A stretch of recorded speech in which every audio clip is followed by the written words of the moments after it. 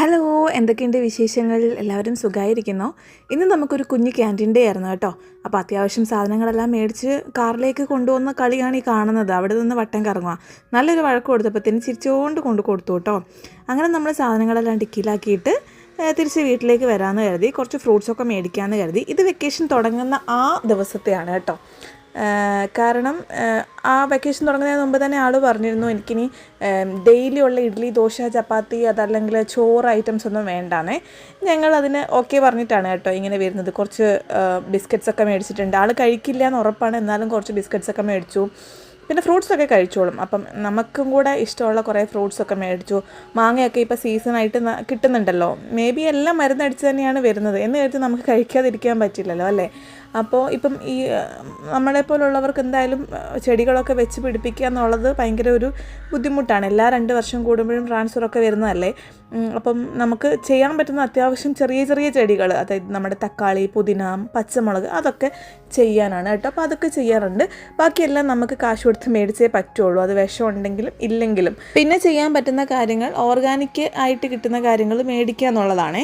അപ്പോൾ ഈ ഓർഗാനിക്കായിട്ട് തന്നെ പാക്ക് ചെയ്ത് വരുന്ന കാര്യങ്ങളുണ്ട്. അതിനെ എനിക്കത്ര വിശ്വാസം പോരാ. കാരണം അതും ഇതും തമ്മിൽ വലിയ ഓർഗാനിക്കാണെന്ന് എനിക്ക് തോന്നാറില്ല.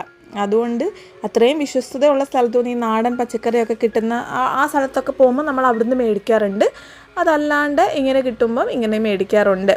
അപ്പോൾ എല്ലാവരും ചോദിച്ചു, കഴിഞ്ഞ ദിവസത്തെ വീഡിയോയിൽ എൻ്റെ അമ്മ ഒക്കെ കണ്ടിട്ട് ചോദിച്ചു അവക്കാടൊക്കെ 150 രൂപയ്ക്ക് കിട്ടുമോ, അവക്കാടൊക്കെ അത്ര ചീപ്പ് അങ്ങനെ കിട്ടുന്നതാണോ എന്ന്. എനിക്ക് കിട്ടിയപ്പോൾ ഞാൻ മേടിച്ചു. അത് തുറന്നു നോക്കിയപ്പോൾ അവക്കാട തന്നെയാണ്.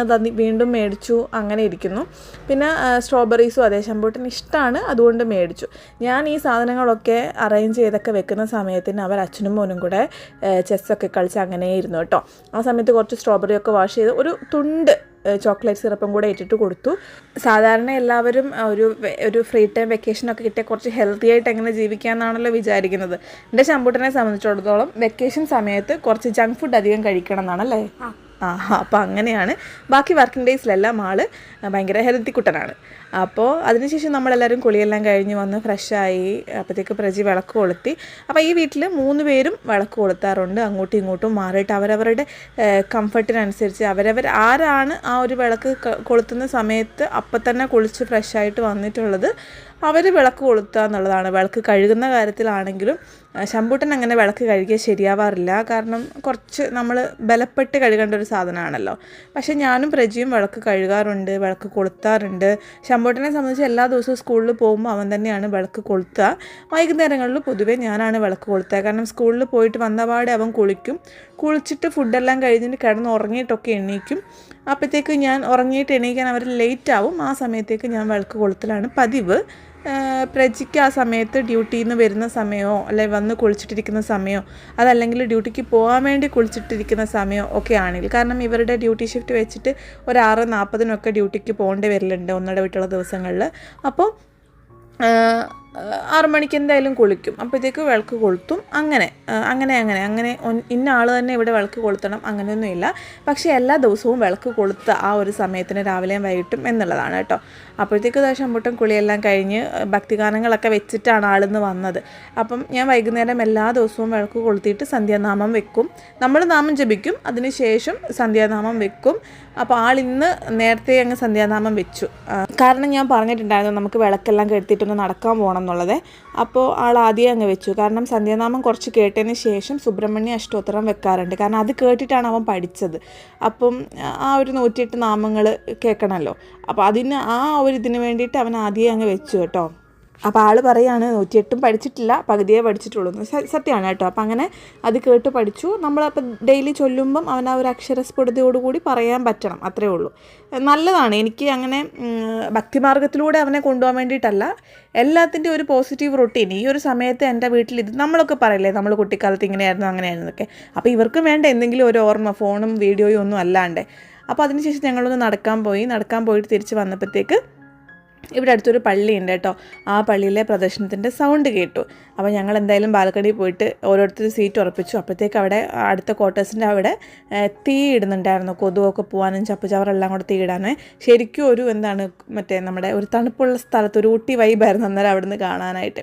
അതിനുശേഷം പ്രദക്ഷിണം ആ ഒരു രൂപം കൊണ്ടുപോയി. നമ്മുടെ നാട്ടിലെന്നല്ല എല്ലായിടത്തും ഹിന്ദുക്കളുടെ ആചാരപ്രകാരം താലപ്പൊലിയായിട്ട് പോവില്ലേ, അതേപോലെ തന്നെ ഇവരുടെ ക്രിസ്ത്യൻസിൻ്റെ ഇത് വെച്ചിട്ട് അവർ മെഴുകുതിരി അങ്ങനെ കൊണ്ടുപോകും. എനിക്കെല്ലാം ഒരേപോലെയാണ് കേട്ടോ തോന്നുക. ചെണ്ടമേളം ഉണ്ടായിരുന്നു, ബാൻഡ് മേളം ഉണ്ടായിരുന്നു. നമ്മൾ ചെണ്ടമേളം എല്ലാം വെച്ചിട്ട് പോയില്ലേ, അതുപോലെ തന്നെ മുത്തുക്കുട ഉണ്ടായിരുന്നു, കുട്ടികളിങ്ങനെ പടക്കം പൊട്ടിക്കുന്നുണ്ടായിരുന്നു. അങ്ങനെ നമ്മൾ ഭഗവാന്റെ വിഗ്രഹം ജീവിതയിൽ കൊണ്ടുവരുന്നു. അതേപോലെ തന്നെ ഇവരും ക്രിസ്ത്യൻസും അതേപോലെ ചെയ്യുന്നു. അപ്പം എനിക്ക് എല്ലാം ഒരുപോലെ തോന്നാനുള്ള കാരണം ഇതാണ്.